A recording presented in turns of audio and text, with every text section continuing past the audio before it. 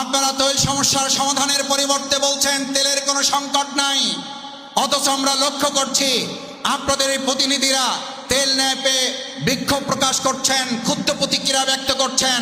Police প্রশাসনেরা গাড়ি ঠেলে নিয়ে যাচ্ছেন, তেল পাচ্ছেন না। প্রভাবশালী আপনাদেরই কতিপয় লোকেরা ডিলারশিপ নিয়ে তেল যতটুকু বাজারে যায় সেটাও প্রভাবশালী সরকারি দলের লোকেরা অতিরিক্ত মুনাফা লাভের আশায় কারসাজি করে, মজুতদারি করে, কালোবাজারির মাধ্যমে আমাদের সাধারণ ক্রেতাদেরকে যে কষ্ট দিচ্ছেন, নিয়ন্ত্রণ করতে ব্যর্থ হয়েছেন। তেলের স্বাধীনতাও আজকে আপনারা দিতে সম্পূর্ণ ব্যর্থ হয়েছে।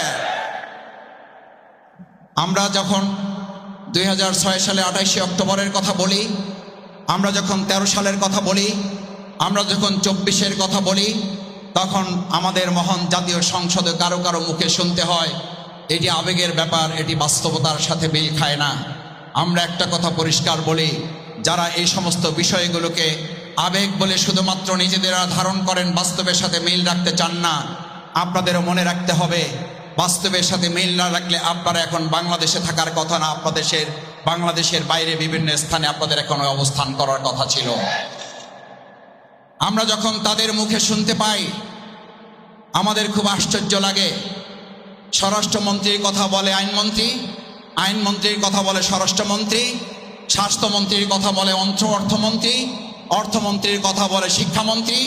আমাদের কাছে মনে হয় যে ওনাদের এতই অভিজ্ঞ লোকের সংকট পড়েছে, কে কার কথা বলবে এটা নিজেদের মধ্যে সমন্বয় না করে প্রত্যেকে যার যার নিজের মতো করে কথা বলা শুরু করেছেন। বিধায় আমরা লক্ষ্য করেছি তেল নিয়ে সমস্যার পরিবর্তে নেতাদের কাছে এখন আমরা পত্রিকায় কোথাও কোথাও ব্যঙ্গ করে লিখতে দেখি তেলের সমস্যার সমাধান কোথায় পাবেন।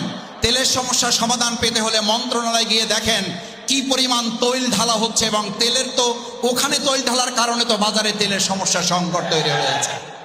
আজকে সরকারের মধ্যে এরকম তৈল ঢালার যদি প্রতিযোগিতা তৈরি হয়, ভালো করে মনে রাখতে হবে জনৈক এক সাংবাদিকের তৈল ঢালার কারণে শেখ হাসিনার পতনের ঘণ্টা বেজে গিয়েছিল।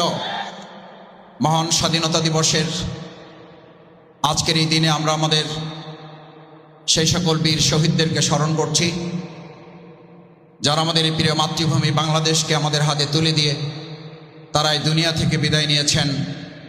আল্লাহ তাআলা তাদেরকে শাহাদাতের মর্যাদা দিয়ে জান্নাতের জন্য তাদেরকে কবুল করুন।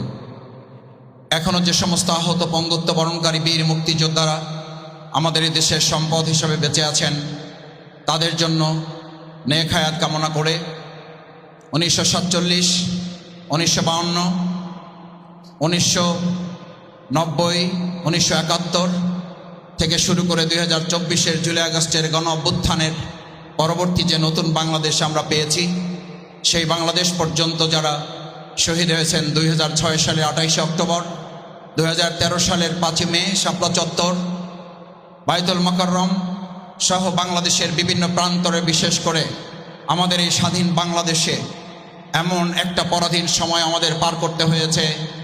হজরত মাওলানা দেলোয়ার হোসেন সাঈদী রাহেমাহুল্লাহকে ফাঁসির রায় দেওয়ার ঘোষণার দিন, তার আগে এবং পরের 3 দিন মিলে 245 জন দেশপ্রেমিক